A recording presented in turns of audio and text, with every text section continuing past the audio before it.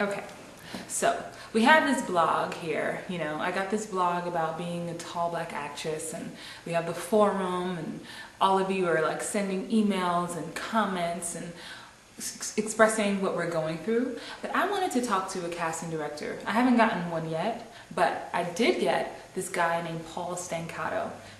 He's a good friend of mine, and he's also a resident director and a choreographer. He's currently working as a resident director on the Lion King Gazelle National Tour. And he gave me a little insight on what it's like to be behind the scenes, on the other side of the table. He may not have always made the final casting choices, but he has seen the process and what was being said after you left the room to audition. And he gave me a lot of insight really on being tall or being a certain type. And I think you might really find this interview interesting. So check it out, leave a comment, leave a message, ask me more questions. I can just call him up and get some more feedback. But I'm hoping to get some more interviews done with some casting directors. So are you a casting director? Because if you are, well, don't call me, but you can email me.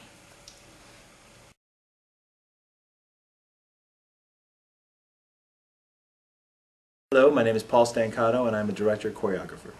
Hey Paul, how you doing? Hey Christine. I pulled you over to the side just to ask you, I'm doing this blog about being a tall black actress, and I know you're a director and you've had a chance to work a lot of times behind the scenes during a casting of a show, or I don't know if you've had a chance to help with the decision making or if you've seen the decisions being made, but have you ever seen an instance where there's been a tall black actress in any production, or even just a tall actress in this case, who you saw had the talent, everyone saw she had it, but it was just because of her height that kept her from booking the job? I mean, kept her from booking the job. I think that there has been instances that has happened.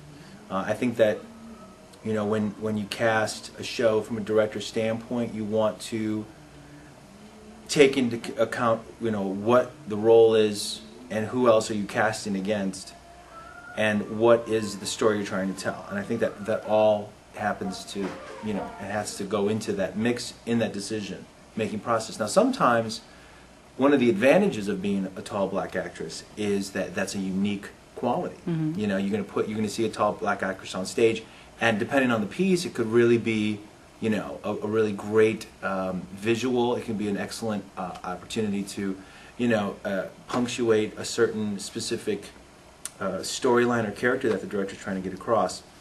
And sometimes it can't. Sometimes there's not a place for that on stage.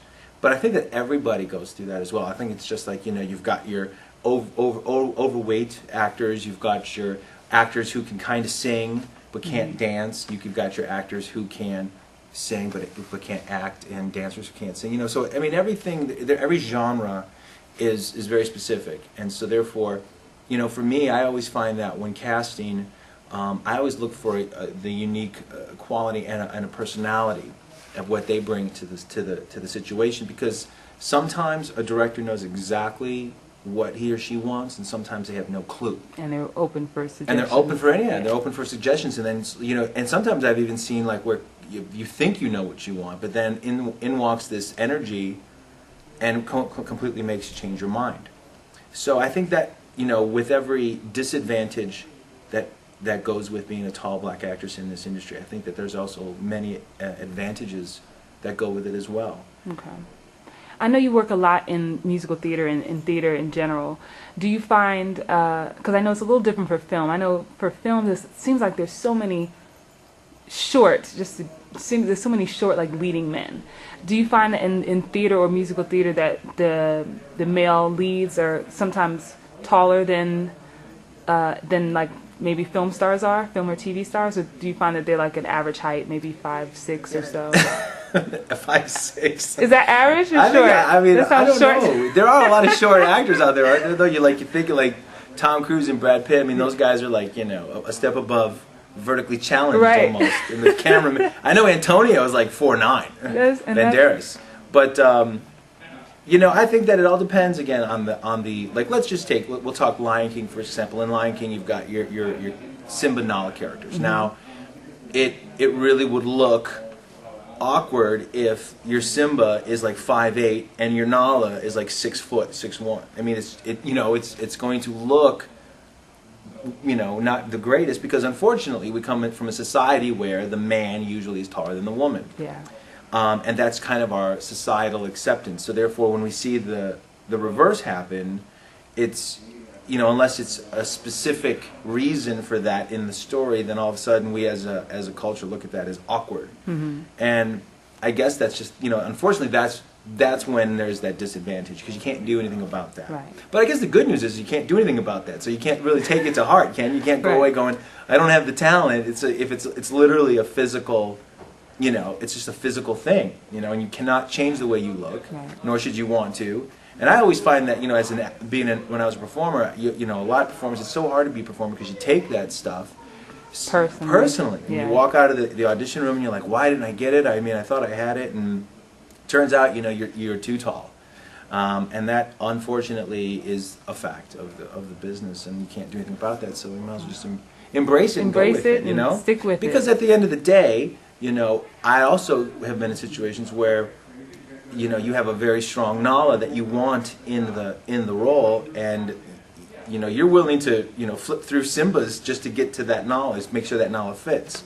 So again, it all depends on the talent pool that you're seeing, and really the situation that you're in as well.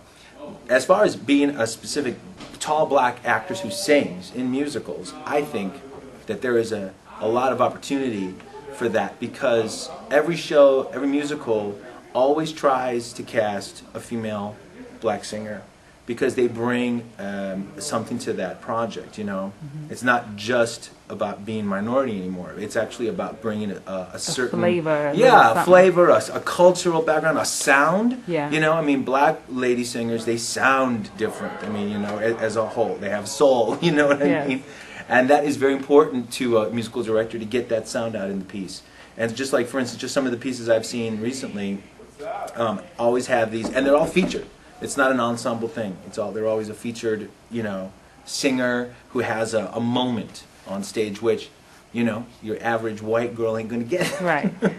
Well, Paul, thank you so much for your insight. I know we're just talking to a bunch of people, and it's great to get some behind the scenes, insight, because, a lot of us out there, we know we're talented, or maybe we don't know we're talented, but just hearing some feedback, and sometimes it's not always about a lack of talent. Sometimes it comes down to some little nitpicky things, and you just have to do your best. It comes down to, at the end of the day, what everybody has to realize is that, you are a type.